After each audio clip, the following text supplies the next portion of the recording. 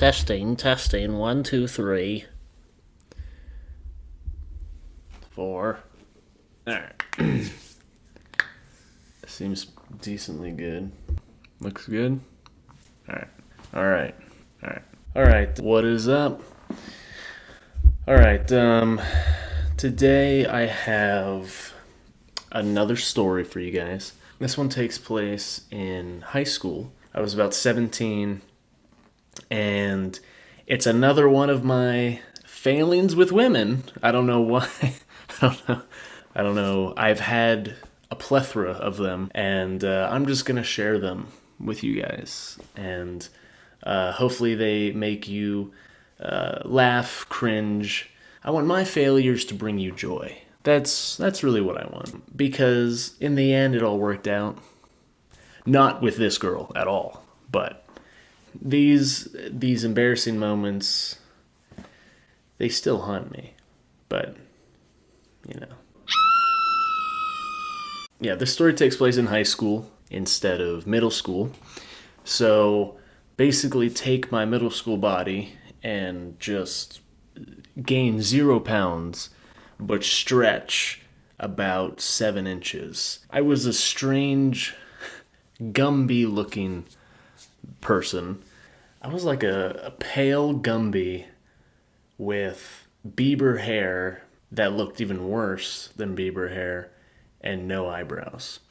That's a thing that seems to come up a lot. I have no eyebrows. I don't know where they went. I don't know where they've gone. I don't know if they'll ever even come back to me. You know how Gumby's legs get thicker as they go to the bottom? I was like just under 6 foot at 17, and I had a size 12 shoe, and my arms, I had a 6'5" wingspan for no reason, and I was 140 pounds. So if you could imagine the Slender Man in his adolescence, that's basically what I look like. Or like Nosferatu, or some other vampire freak creep. That's basically what I was. So I've known this girl since like 7th grade, and I think the story takes place junior year, like 11th grade, I think. And I liked her. And the problem was everybody liked her. But by the time 11th grade came along, we became pretty close. And we became so close that I actually thought, I think she might actually like me back. She never did, actually, but I did think it, which was nice. Yikes! It's nice to lie to yourself, for self-esteem purposes, of course.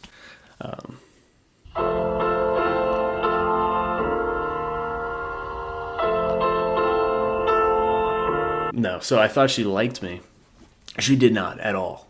But the reason I did, and if you're a guy, you understand this, she kept asking me to hang out. She kept texting me.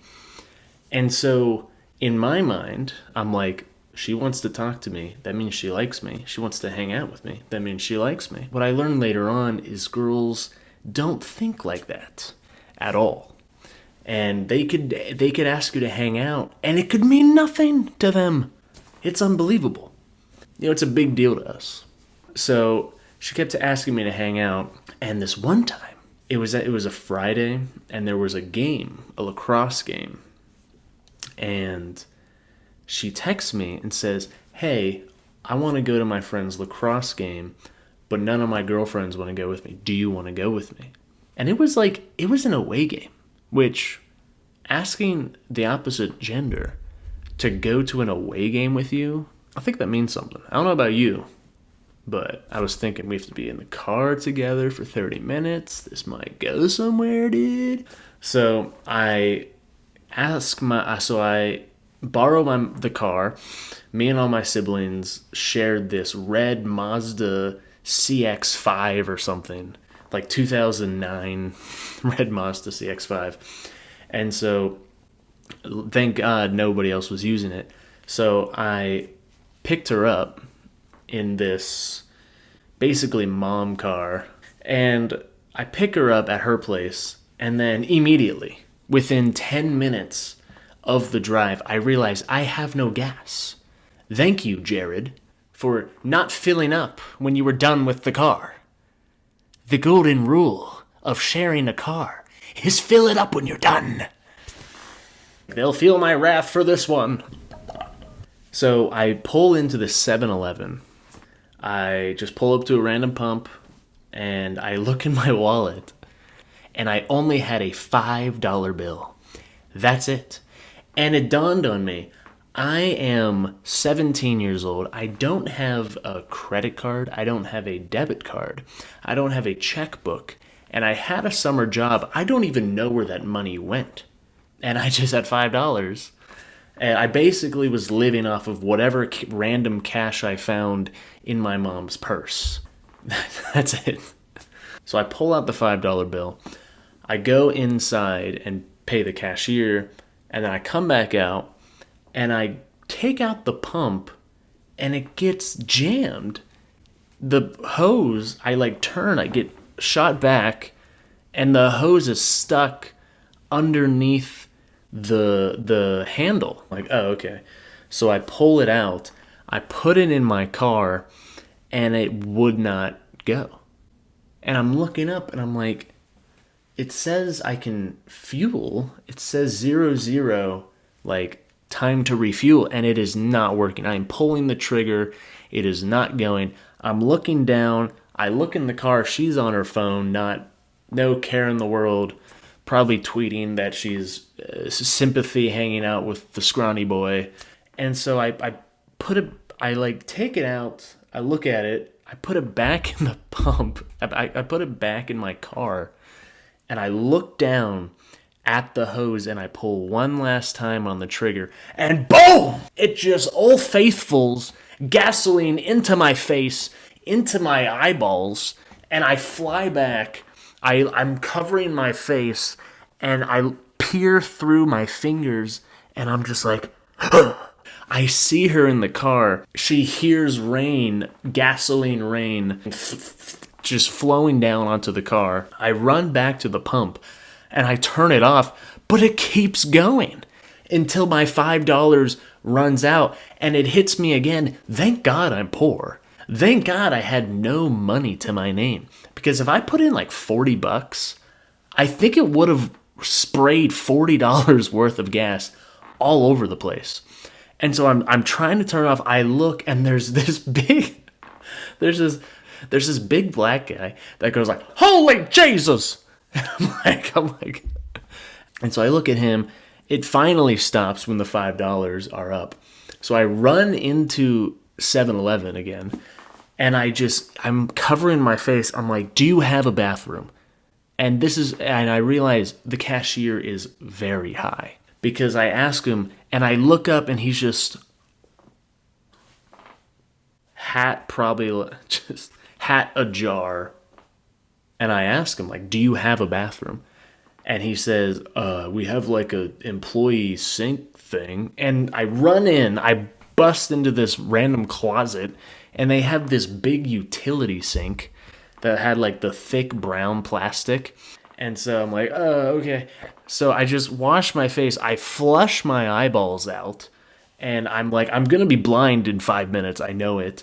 I'm freaking out. I'm putting bubbles of soap in my eyes. I'm like, "Please, God." So I wash my hands, I wash my face, and I get out, and I tell the cashier, I'm like, "Did you see what just happened?" He's like, "No." I'm like, gas just flew everywhere. There was a hole in the hose, and it just Old Faithful. It hit, a geyser of gasoline hit me in the face. "Did you see that at all? The window's right here." And he was like, "I didn't see that." I was like, "Okay, well, I don't know what to do." And he's like, "I got it, bro, don't worry." So he grabs, I'm not lying, he grabs cat litter just out from under the counter like a magician. And he follows me out, and he just starts throwing cat litter on the ground. And I'm like, "What are you doing?" And he's like, "Oh, it soaks, it's absorbent, and it soaks up the gas, so there's no gas anymore." I'm like, I'm like, "Okay, it's all over my car. It's all over me. Is it even safe to start the car?" And I'm not joking. He looked at me in the eyes, and he asked, "Do you want me to throw cat litter on your car?" He actually asked me that. And, you know, I don't get that angry, but I was close to just go. Yeah. Like, no, I don't want your stupid cat litter on my mom's car. I'm like, is it even safe to start? And he was like, I can start it for you. And I was like, it's okay. No, it's fine. So I get in, I start the car, nothing explodes, thank God. I thought something might, I don't know. I was like, if it takes me, it takes her too. She can't tell people what happened. It's fine. So I have to go home. So while we're driving home, the fumes from the gas are starting to affect our minds. So we're driving, I'm approaching a red light, and I like, kind of like, oh, I should slow down. And she's like, oh, what? And like, because she's high now from the gasoline. So I'm like, oh, I should probably slow down. The light is black. The light, what did I say? I think we're high. I think we're high on the fumes. And I think we actually were, because there was 2 gallons worth of gas on me, on the car, probably in the car a little bit. So we were feeling it. And I have to drive back to my house because I have to change. I have to take a shower. I can't be in public covered in gasoline. So I take her to my house and I go downstairs because I lived in the basement. That's where my room was. And I took a shower and I just left her upstairs to talk to my mom. They've never talked or met before. So I finish the shower. I go upstairs. I tell my mom the story. She laughs at me, of course. She says, are you okay? Is the car okay? I'm like, yeah. She's like, can you get a car wash? I'm like, they're all closed. And she's like, okay, well, tomorrow get a car wash. And is there any gas in the car? And I'm like, no, good point. And she's like, well, can you fill it up too? I'm like, okay, thanks. I will. I have no money. And so she gives me $40. So we left. I had to get gas again. I had a little PTSD jump. I was like, and so we're driving to the game, and she looks at the time, and she turns to me, and she says, hey, the game is still like 30 minutes away. I don't think we have enough time to go. So I was heartbroken because it was an away game, This little get-together is a complete failure. Nothing happened. I got embarrassed, and I got I got nearly blinded by a fossil fuel, and I couldn't even talk to her. Because when we were in the car together, we were high on the fumes of gasoline. And so so it was a complete flop. So I'm like, well, what are we going to do? Do I just take you home? And she's like, well, isn't Vittorio, isn't he having a bonfire? And I was like, oh, I think so. So we go to his place. So we're walking to like our friends at the bonfire. And she starts jabbing me. She's like, don't get too close to the fire, Dave. You might burst a flame. And I'm like, she's making fun of me. She's funnier than me. I'm so embarrassed. I couldn't even say something funny back. I think I was just like, hope I don't get close. It was just a complete disaster. And the worst part was, if this wasn't sad enough already, we couldn't go to the game. From the bonfire, she left with somebody else. She left with somebody else. I had to drive my stinky car home alone now. It was so embarrassing. I don't think she went home with a guy or anything, but I think she just went home with her friends who were there, and she was like, okay, bye. And I was like, what just happened? A complete failure of a day. So that is my story. Hopefully you liked it. I have many more very, very strange things in my life. So I will try to record those as well. Like the video. Ooh. Am I supposed to say that? I don't know. It's kind of cringe. All right.